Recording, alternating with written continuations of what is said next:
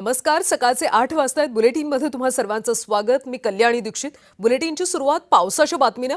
राज्यातल्या अनेक जिल्ह्यांमध्ये सध्या मुसळधार पाऊस कोसळतोय. गेल्या 2 दिवसांपासून राज्यातल्या अनेक भागांमध्ये संततधार पाऊस सुरू आहे आणि अनेक ठिकाणी यामुळे दुर्घटना घडल्याच्या घटना सुद्धा समोर आल्यात. दरम्यान मुंबईमध्ये 6 जुलैपर्यंत जोरदार पाऊस बरसण्याचा अंदाज आहे. मुंबईत आणखी 4 दिवस मुसळधार पाऊस पडणार आहे. 6 जुलैपर्यंत जोरदार पावसाचा अंदाज वर्तवण्यात आलाय. मुंबई ठाण्यामध्ये आज पावसाचा ऑरेंज अलर्ट जारी करण्यात आला. मुंबईमध्ये आता 6 जुलैपर्यंत मुसळधार पाऊस बरसणार अशी माहिती मिळते. मुंबई ठाण्याला पावसाचा ऑरेंज अलर्ट जारी करण्यात आला.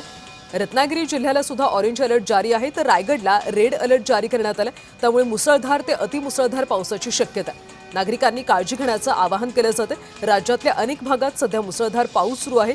गेल्या 2 ते 3 दिवसांपासून जोरदार पाऊस पडतोय आणि त्यामुळे आता नागरिकांनी काळजी घेण्याचं आवाहन केलं जातं.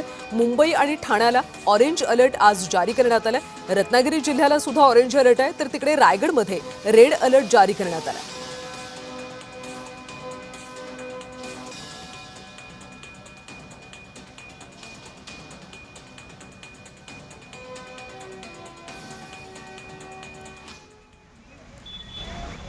तर या पावसासंबंधीचे अधिकचे अपडेट्स आम्ही आमच्या प्रतिनिधींकडून घेणार आहोत.